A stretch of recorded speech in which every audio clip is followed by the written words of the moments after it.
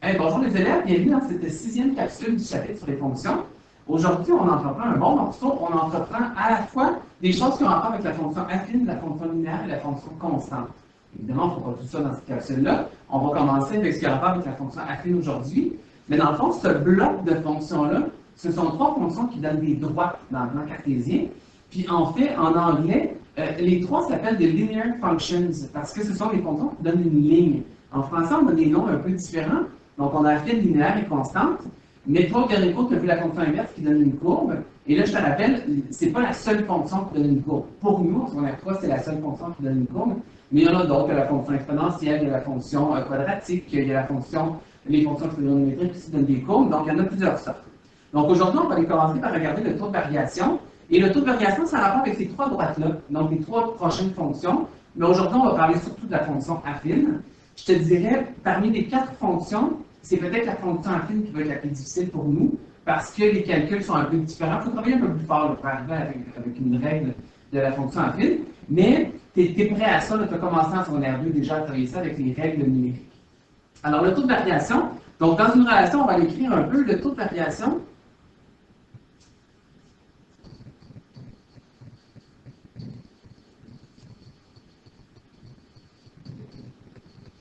Ça représente le rapport entre les variations de la variable dépendante, donc celui sur l'axe des ordonnées, et de la variable indépendante, celui sur l'axe des abscisses. Donc, on peut se l'écrire. L'axe des ordonnées, c'est l'axe des Y. Des fois, ça peut être mélangeant. L'axe des abscisses, c'est l'axe des X. Et on a une formule pour ça. Alors, je te présente tout de suite la formule. Et la formule, dans le fond, on en a déjà parlé un peu quand on a construit des graphiques. On t'a montré la méthode en escalier. Donc, la méthode en escalier, te rappelles-tu, on faisait plus les marches vers le bas la plupart du temps. Là, elle est faite un peu vers le haut. Donc, la formule ici pour trouver le taux de variation, là, il est écrit A à côté parce que ça s'appelle le paramètre A dans une fonction. Donc, ce A-là va rester. Donc, le A, c'est égal à la variation des Y sur la variation des X. On utilise le symbole delta. Delta, c'est le D grec, le D minuscule.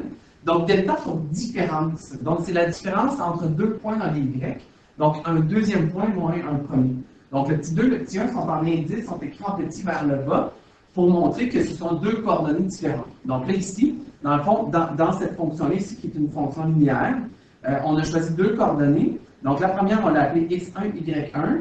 Le x est toujours à gauche, c'est obligatoire. Le y est toujours à droite. Et le petit 1 ici, c'est pour montrer que c'est la première coordonnée qu'on a choisie. Ça, c'est toi qui vas les choisir dans l'ordre que tu voudras bien. Là, on en a choisi une deuxième ici. Donc on va aller voir tout de suite un peu qu'est-ce que ça donne comme calcul. Donc, dans le pratique-condo ici, c'est déterminer le taux de variation de cette droite. Donc, le taux de variation, ça va nous donner une indication sur la pente. Est-ce que c'est montant, est-ce que c'est descendant, donc croissant ou décroissant? Est-ce que ça monte bien rapide ou ça monte lentement? Donc, c'est des choses qu'on va voir par un nombre. Donc, on choisit deux coordonnées, des coordonnées qui arrivent pile sur le plan cartésien. Est-ce que tu envoies là-dedans des coordonnées qui arrivent pile sur le plan cartésien? Laquelle serait la plus facile à trouver selon toi?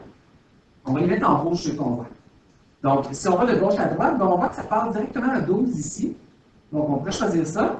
Là, la question arrive entre deux carreaux. Ah, ici, on en a une coordonnée. Si on continue un peu, on en a une autre. Là, tu peux remarquer, on fait l'escalier en même temps. On avance de 3, on monte de 2. On avance de 3, on monte de 2, il y a un prochain point. On avance de 3, on monte de 2. Donc, tous les points que j'ai mis en rouge, ce sont toutes des coordonnées que tu pourrais choisir pour aller calculer le taux de variation. Parce que le taux de variation, il est constant dans une droite. Il va donner la même réponse partout. Donc, on s'en choisit deux là-dedans. Je vais les écrire en bleu. Donc, on peut choisir comme première ici l'ordonnée à l'origine. Donc, j'ai écrit sa coordonnée. Donc, ici, dans les X, on est à 0. Dans les Y, on est à une hauteur de 12. Donc, ça pourrait être le X1, Y1. Contrôle, on va aller l'écrire après. Puis, on a choisi une deuxième. Là, tu as le choix de ce que tu veux. C'est sûr qu'on peut aller choisir des graduations qui arrivent sur des nombres ronds, comme des dizaines, des vingtaines. Toujours plus facile à calculer, mais ça fonctionne partout. Puis, de toute façon, tu as ta calculatrice. Donc, tiens, mettons, prenons lui ici. Donc, dans les X, on est à 9. Et dans les Y, on est à 24. Comme ça ici. Donc, les deux coordonnées que tu as choisies vont bien les placer. Donc, la première, on va l'appeler X1, Y1. Donc, c'est celle qu'on a choisie qui est 0,12. Et la deuxième, on a choisi 9, 24 dans les Y. Donc, ce sont nos deux coordonnées. Quand tu vas vouloir trouver le taux de variation, tu vas probablement créer la formule. Donc là, évidemment, ça s'appelle A, on va reprendre ça éventuellement, on peut pas tout faire en même temps. La formule, ben, c'est delta Y sur delta X. Des fois, quand tu vas lui mettre le détail de la formule, c'est Y2 moins Y1 sur X2 moins X1. Donc, c'est toujours sous forme de fraction. Donc, Y2, ben, on est à droite dans les coordonnées dans notre deuxième. Donc, c'est 24 moins le Y1 qui serait 12 ici. Donc, on voit là, c'est le 12 qui est notre coordonnée Y de la coordonnée 1. Puis là, maintenant, au dénominateur, on met des X. Donc, X2 moins X1. Donc, X2, 9 moins 0. Donc, ça ressemble un petit peu à ça ici. Et là, si tu remarques que le 9 et le 24 sont un au-dessus de l'autre parce qu'ils font partie de la même coordonnée. Donc, on voit là, c'est X2, Y2, ce sont de la même coordonnée. Donc, tu vas peut-être facilement les reconnaître de cette façon-là. Donc, 24 moins 12, ici, ça donne 12. Et on a 9 au dénominateur. Et on va réduire nos fractions aussi. Puis, on va laisser ça sous forme de fraction. Donc, là, on voit que ça se divise en 3. Donc, je vais mettre des tiers ici. Je fais juste faire un lien entre le 4 tiers puis l'escalier dans le plan cartésien. Donc, 4 tiers, je te mets ça en couleur. Donc, le 4, je le mets en rouge. Le 4 ici, dans le fond, on est dans le delta Y, dans les Y2 ou Y1, donc c'est en hauteur. Donc, je pars de n'importe quel point qui arrive plus sur le plan cartésien. Quand je monte de 4, donc je passe de 12 jusqu'à 16, donc j'ai fait plus 4. Pendant ce temps-là, je vais aller en vert. Le 3, c'est que j'avance de 3 dans les X. Donc, il y a un lien entre la fraction du taux de variation et l'escalier que tu connais déjà pour tracer dans un plan cartésien. Donc, évidemment, le taux de variation, on va le vouloir la plupart du temps en fraction parce que ça vient nous donner et la contre-marche et la marche dans notre escalier, donc c'est le fun. C'est sûr qu'en nombre à virgule, ce serait 1,3 périodique. Pas très intéressant ici pour être capable d'y arriver. Ce que ça veut dire, c'est que quand j'avance de 1, il faut que je monte de 1,3 périodique. Ça, c'est très, très dur à placer pour nous. Donc, c'est vraiment la fraction qui va nous intéresser à ce moment-ci. Donc, je t'amène à la page suivante. Alors, je t'invite à mettre la capsule sur pause. Là, tu en as un à faire ici. Donc, on voit qu'on a une droite dans le plan cartésien. Ici, c'est une fonction infinie. On va aller voir ça bientôt. J'aimerais ça que tu ailles calculer, toi, le taux de variation pour être capable d'y arriver. Donc, tu choisis deux coordonnées, tu essaies de trouver ton taux de variation, mets-moi sur pause, puis on va comparer nos réponses, voir qu'est-ce que ça donne, voir si toi aussi tu as réussi. Alors, tu es terminé. Donc, moi aussi, je l'ai fait. Est-ce que ça donne bien moins 8 comme moi? Donc, là, moins 8, moi, j'ai choisi deux coordonnées. J'ai fait, en fond, choisir peut-être des coordonnées différentes des tiennes. Donc, quand on choisit des coordonnées, bien évidemment, quand il y a un 0 dans la coordonnée, c'est facile à soustraire 0 pour nous. Donc, c'est quelque chose que tu peux choisir. J'aurais pu choisir 0,32. Hein? J'aurais eu un autre 0 aussi pour y arriver. Donc, moi, j'ai pris la 1,24, 4,0, mais toutes les autres coordonnées sont très bonnes là-dedans. Donc, ça donnait moins 8. Là, je prends le temps de te faire remarquer, est-ce que tu as compris pourquoi ça donne un nombre négatif cette fois-ci? Si ça donne moins 8, c'est parce que ça descend. Hein? C'est décroissant. Donc, le moins, ça nous donne l'indication de la décroissance de cette fonction-là. Et là, le 8, ben, je vais te le mettre sur 1. Hein? On a vu tantôt que ça donnait une fraction quand on est dans un taux de variation. Donc, même si ça donne un nombre entier, on peut quand même se mettre sous forme de fraction. Ce que ça veut dire ici, c'est que quand, je vais écrire pas trop gros, quand on avance de 1, donc dans mon escalier, pour trouver un prochain point, quand j'avance de 1, ben, je descends de 8. Puis là, ben, le descendre de 8 avec le 1, c'est quelque chose qu'on pourrait reproduire. Donc, je descends de 8, j'avance de 1, je trouve un prochain point. Je descends de 8, j'avance de 1, je trouve un prochain point. Je pourrais même aller les mettre de ce côté-là. Je recule de 1, je monte de 8 pour y arriver. Donc, c'est toujours la même marche qui se reproduit. Puis toi, tu connais déjà ça, le tracé graphique en escalier. On te l'a déjà montré. Donc, c'est le lien qu'on fait entre le taux de variation et l'escalier dans le plan cartésien. Donc, les deux ont vraiment un sens qui vont très bien ensemble. Donc, tu as des exercices ici. Donc, il t'en reste des taux de variation à trouver. Donc, ici, on t'a déjà choisi deux coordonnées. Donc, tu n'as pas le choix d'utiliser celle-là. Dans la table de valeur, c'est la même chose. Tu peux choisir n'importe laquelle des 4 coordonnées. Donc, ça va très bien marcher aussi. Puis là, quand tu choisis une coordonnée, là, admettons que tu choisis celle-là ici comme étant la première, bien là, c'est sûr qu'il faut que tu ailles écrire ta coordonnée comme il faut. Donc, c'est x1, y1, x à gauche, donc c'est 3. Le y1, c'est 70. Là, tu vas avec ta deuxième coordonnée, tu vas les calculer. Puis là, si tu remarques, là, ici, tu n'as plus de formule du tout, là, c'est à toi de l'écrire. Donc, dans ton calcul, il faut voir là, que tu cherches le A qui est le taux de variation. C'est y2 moins y1 sur x2 moins x1. Quand toi, tu l'écris, fais vraiment attention. Le y2, c'est pas y à la 2. C'est pas un exposant du tout ici. Des indices, ça ne se calcule pas en mathématiques. C'est juste pour nous donner une indication. Hein. C'est un indice pour donner une indication sur est-ce que c'est le deuxième ou c'est le premier y que tu choisis. Donc, quand toi, tu choisis y2, bien, ça va être dans ta deuxième coordonnée. Puis là, je te laisse choisir le point que tu voudras pour y arriver. Mais fais attention à comment tu écris ta formule, ça a une importance. Donc, quand tu vas être en quiz, entre autres, c'est sûr qu'on va te l'encercler, qu'on va t'enlever des points si tu mets des exposants, ce serait une erreur. Alors, on arrive avec la fonction affine, donc qui serait notre deuxième fonction qu'on apprend avec toi. Donc, la fonction affine, on va aller faire le petit cahier tantôt, donc je laisse ça vide pour l'instant. Donc, une fonction affine est une fonction dont le taux de variation est constant. Et si le taux de variation est constant, l'effet que ça donne, c'est que ça donne une droite. Donc là, ça va être une droite dans le plan cartésien, au contraire de la fonction inverse qui était une courbe. Donc la fonction inverse, rappelle-toi, elle donnait toujours un dessin comme ça ici. Donc, la seule courbe pour nous, c'est on R3. Tu ne peux pas la tracer à la règle non plus. En ce moment, tu la traces là, à la main levée pour passer par tous les points. Là, dans la fonction affine, on va être à la règle clairement parce qu'on va être dans les droites. Donc, on en a un exemple ici. Franck doit se rendre chez son ami de Darcy. Il lui reste 60 km à parcourir et il roule à 90 km/h. On s'intéresse à la relation entre X, le temps écoulé en minutes.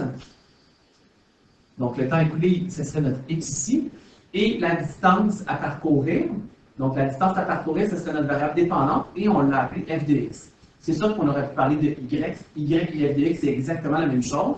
Quand on met f de x, c'est juste pour montrer qu'on est dans une fonction. On ne serait pas dans une relation. Donc, il y a plusieurs calculs de plus qu'on peut faire quand c'est une fonction.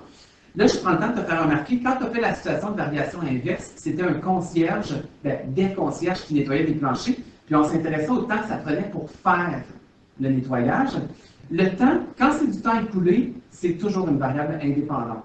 Mais quand c'est le temps de quelque chose, le temps pour nettoyer les planchers, le temps pour freiner avec ta voiture, là, ça devient une variable dépendante. Donc, le temps, il faut y faire attention. C'est souvent, ça peut être un bon réflexe pour nous de le mettre comme une variable indépendante.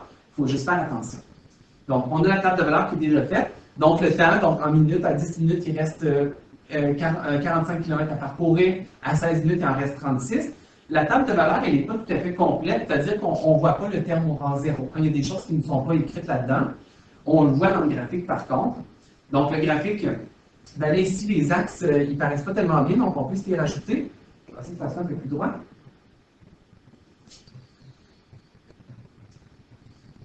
Les axes sont là. Donc, on voit qu'on a une fonction qui est décroissante. Donc, la fonction affine peut être décroissante, mais elle peut aussi être croissante. Ça va dépendre de la situation. Donc, on a la valeur initiale qui nous est donnée. Donc là, ça, c'est des choses que tu commences à connaître fort probablement.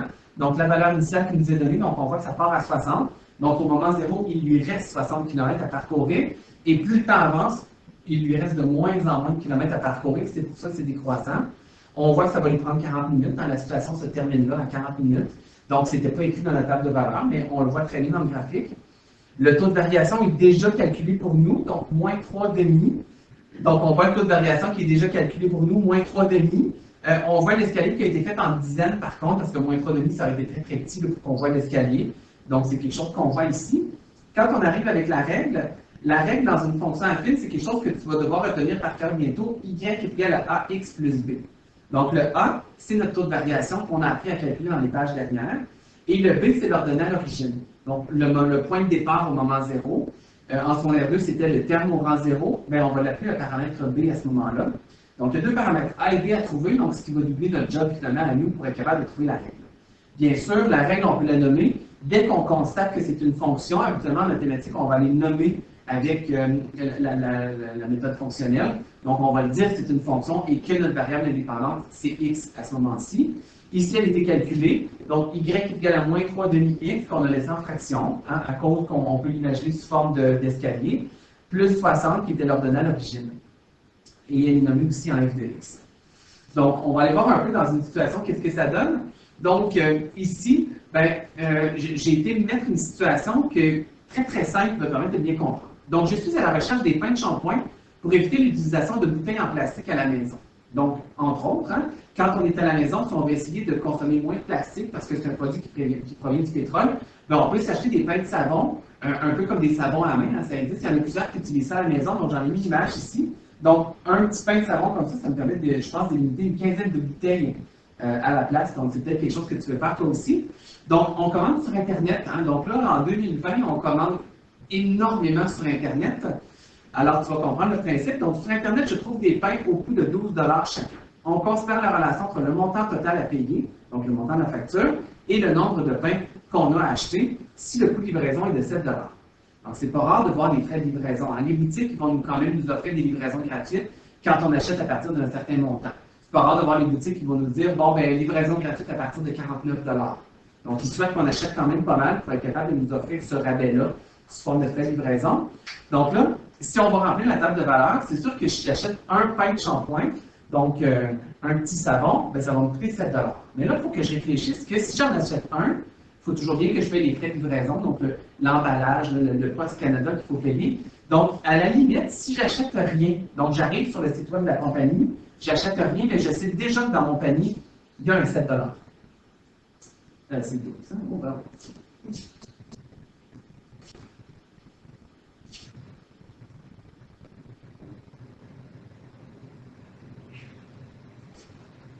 Et ça disparaît tout ça. Alors, si on remplit la table de valeur, je vais dire comment tu dis ça? Alors, si on remplit la table de valeur, là, on réfléchit un peu à la situation. Donc, j'ai mis le nombre de pains achetés, 0, 1, 2, 3, 4, 5, c'est notre arme indépendante, donc c'est nous qui choisissons. Puis je pense que ça s'applique bien à la situation. C'est rare qu'on achète une centaine de pains de savon en même temps, on en achète des petites quantités habituellement. Donc là, si j'achète 0 pain de savon, qu'est-ce que ça veut dire? Bien, ça veut dire que quand je suis sur le site web de la compagnie, je sais déjà que dans mon panier, je n'ai rien mis, mais je sais qu'il y a un 12 $ que je dois payer. Parce que dès que je mets quelque chose dans mon panier, je vais devoir payer les frais de livraison. Donc, il y a un 12 $. Là, après ça, si j'achète un pain de savon, ben, il faut que je rajoute un 7 $. Donc, je vais être rendu à 19 $. Donc là, on voit que ça va augmenter. Et là, remarquez, qu'est-ce qui se passe? Plus j'avance, plus j'achète un pain de savon à chaque fois, ben, c'est notre régularité. Donc, il y a toujours un plus 7 qui se fait ici. Ben, ça va continuer. Donc, plus 7, donc je vais être rendu à 26 ici. Donc, je vais faire un autre plus 7. Donc, je vais être rendu à 33. Je vais être rendu à 40 ici. Puis finalement, je vais avoir 47 là ici. Donc, dans une fonction affine, il y a un point de départ qui n'est pas 0. Donc, on part avec ici des frais de livraison. C'est le 12. Donc, le 12, ça va être très, très important qu'on le comprenne. Et après ça, ça reste régulier. Donc, ça augmente toujours de 7.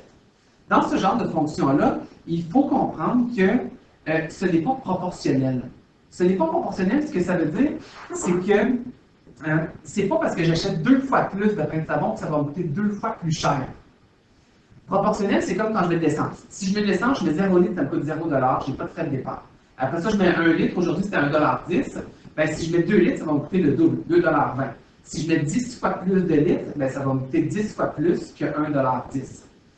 Là, ici, dans la situation affine, ça ne fonctionne pas comme ça. Donc, on ne pourra pas y aller dans des produits croisés. On ne pourra pas y aller avec des façons proportionnelles. Et pourtant, c'est peut-être un réflexe pour toi de calculer comme ça. Donc, ce qu'il faut se dire, c'est que pourquoi ici, ça ne me coûte pas 2 fois plus cher quand j'achète le double de pain de savon? C'est à cause des frais de livraison. Est-ce qu'on les paye plus qu'une fois, ceux-là? Non, puis on ne voudrait pas. On veut les payer seulement une fois. Donc, c'est ce qui fait que ce n'est pas une fonction qui est proportionnelle. Donc, quand on va dans le plan cartésien, ben, on va aller écrire tout ça. Donc, on va mettre une variable indépendante. Donc là, tu te rappelles que dans la table de valeur, la première ligne est obligatoirement la variable indépendante, donc le X. Le Y, c'est la variable dépendante qui va être sur l'axe vertical. Donc, il y a le nombre de pains achetés.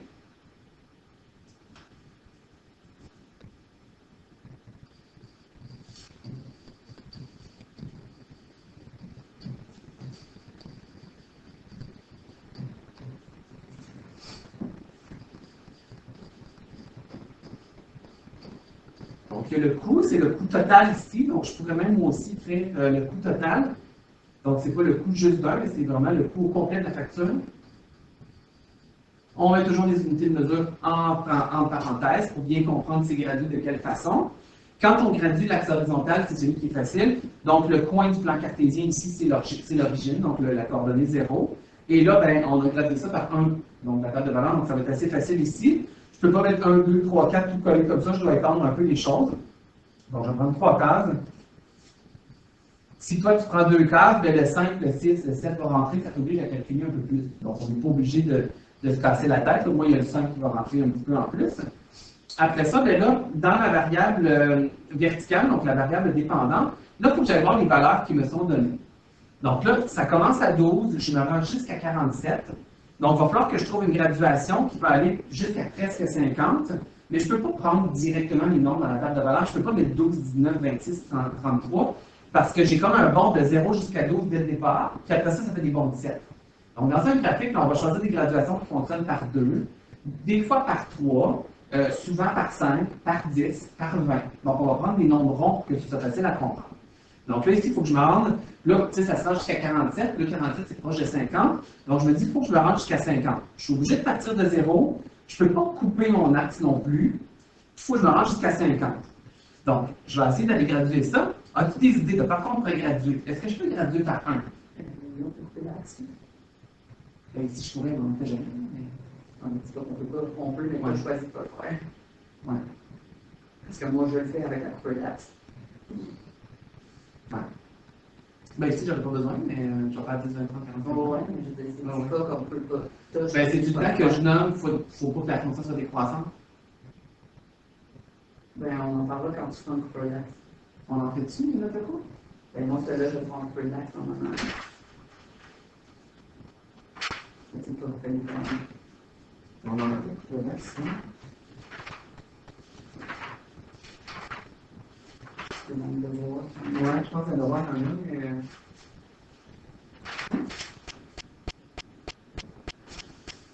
Je repars ça où, la graduation? Ouais. Alors maintenant, on est rendu à graduer l'axe vertical.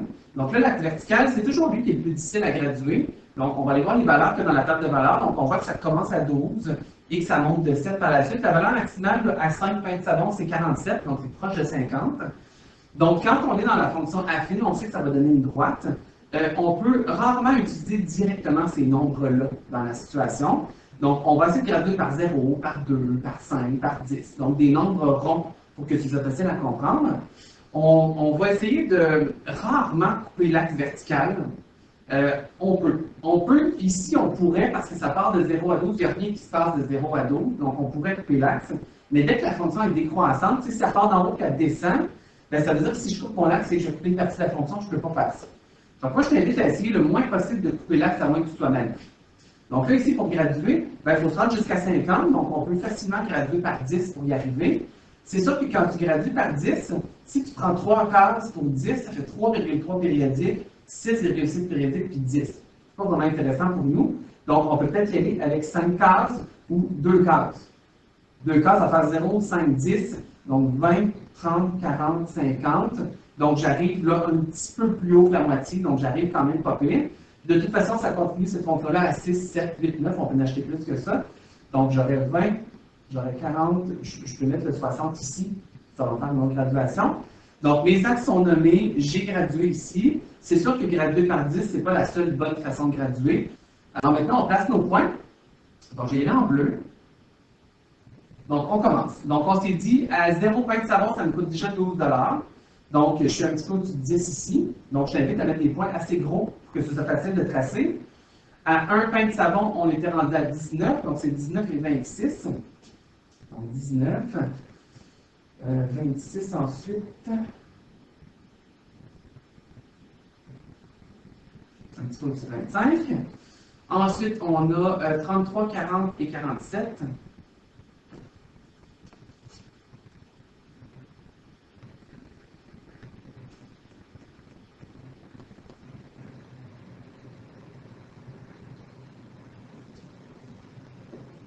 Donc voilà, les points sont placés.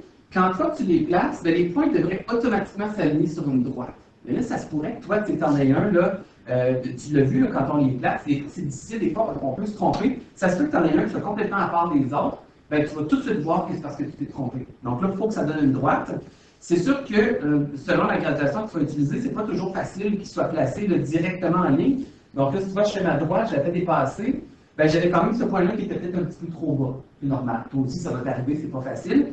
Puis si tu en as un qui est vraiment loin comme ça, ben, c'est parce que tu t'es trompé, enlève-le, puis replace-le comme ça, tu vas voir, ça donne une belle droite comme ça.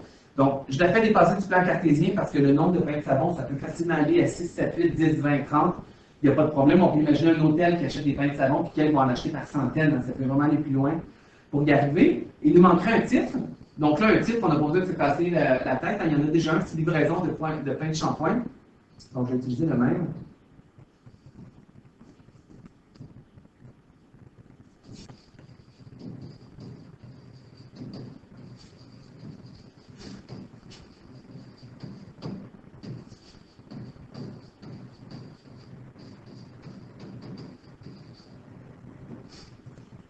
voilà pour le titre.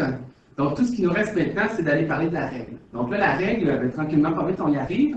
Donc, je pourrais la nommer tout de suite en notation fonctionnelle parce que je sais que c'est une fonction affine. Donc, si c'est attachable, tu peux toujours écrire Y aussi, ça marche pareil. Donc, une fonction affine, c'est AX plus B. A, c'est le taux de variation. Le taux de variation, c'est quelque chose qui est régulier. C'est la régularité, le taux de variation. Donc, ça augmente toujours de 7 ici pour chaque pain de savon qu'on utilise. Donc, je vais écrire 7X. Donc, ce que ça veut dire, c'est que si je veux calculer le coût de ma facture, je multiplie par 7 le nombre de pains que j'ai acheté, qui est mon X, mais il ne faut pas que j'oublie de rajouter les frais de transport, c'est notre ordonnée à l'origine, donc ça commence à 12, donc je mets un plus 12. Donc, on va être capable de trouver cette règle-là algébriquement, on va être capable de la trouver dans un graphique, dans une table de valeurs, sans problème. Donc, ça va bien fonctionner aussi pour y arriver. Donc, si on revient maintenant ici à la fonction affine, donc ton petit cahier, donc je te mets une vidéo.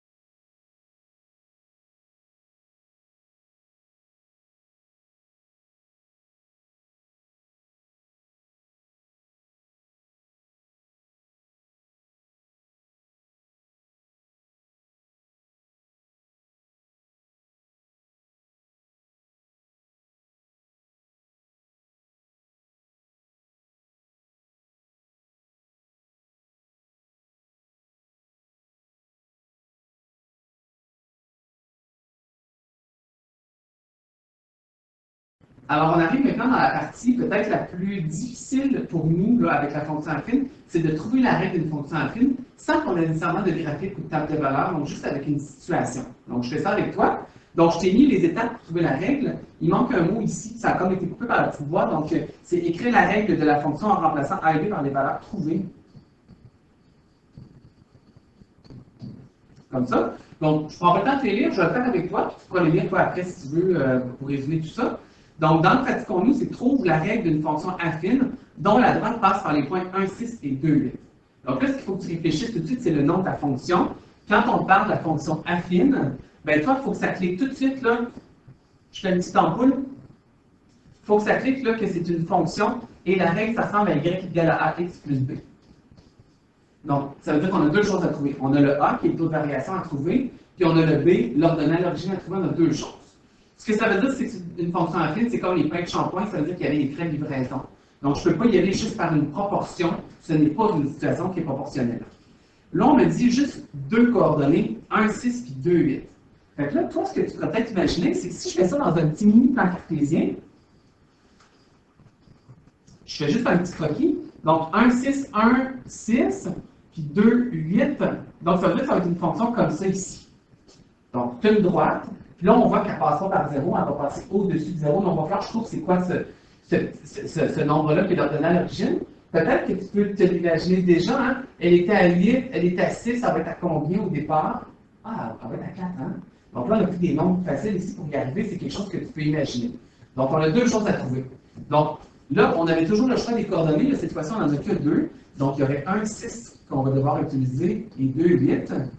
Et puis là, que toi, tu mets 2, 8 en premier puis un 6 ensuite, ça ne change absolument rien. Ça va donner la même chose quand tu vas faire ta formule. On est rendu à calculer le taux de variation. Donc, première chose, tu écris ta formule. Le taux de variation, c'est le paramètre A dans la fonction affine. Donc, sa formule, c'est Y2 moins Y1 sur X2 moins X1.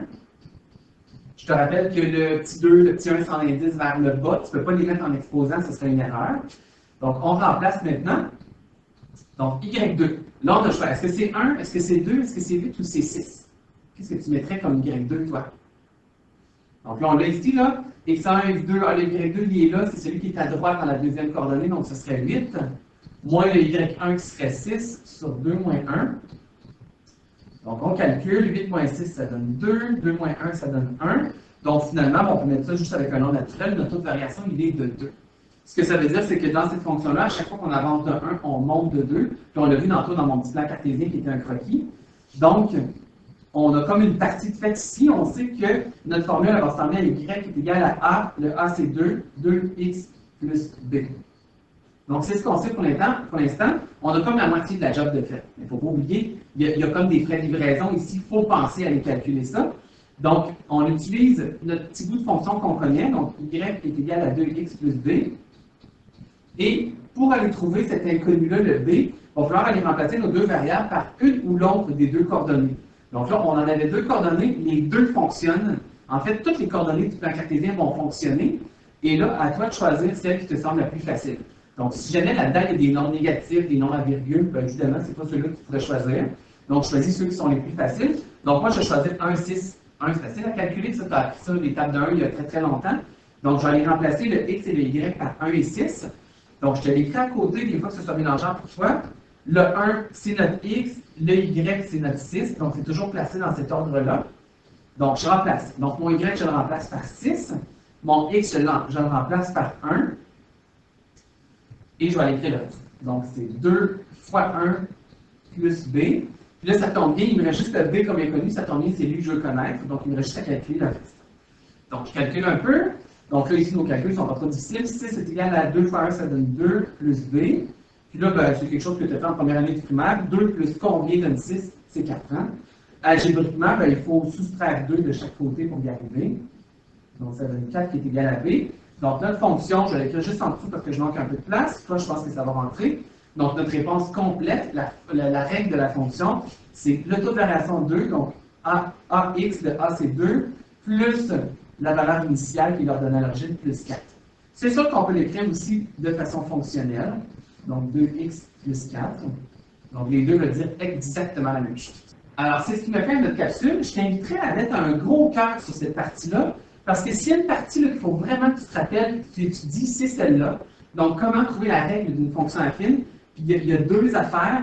Il y a trouver le taux de variation, il ne faut pas que tu oublies de trouver l'ordonnée à l'origine. Donc, c'est comme une job en deux parties, il ne faut pas oublier la deuxième partie.